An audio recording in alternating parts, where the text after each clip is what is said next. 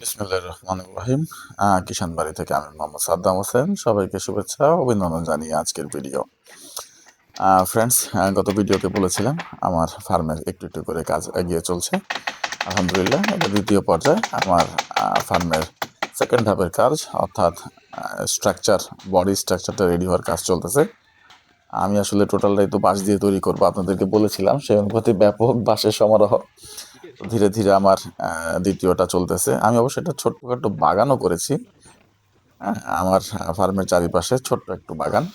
আসলে বাগানের উদ্দেশ্য না, এখানে বেসিক্যালি হচ্ছে কাঠের গুঁড়া বা তুষ শুকানোর জন্য টেন্ডেন্সি ছিল। আপাতত কিছু গাছ লাগিয়েছি, এটা শখের বশেই।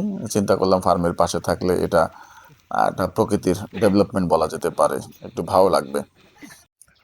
তো ধীরে ধীরে আগাচ্ছে, স্ট্রাকচার প্রায় দাঁড়ানো হয়েই গেছে আলহামদুলিল্লাহ। আমার জন্য সবাই দোয়া করবেন। আল্লাহ তাআলার অশেষ রহমতে এখন পর্যন্ত আলহামদুলিল্লাহ সব কিছুই ঠিকঠাক মতো আছে। তো আস্তে আস্তে সব কিছুই শেয়ার করবো। আসসালামু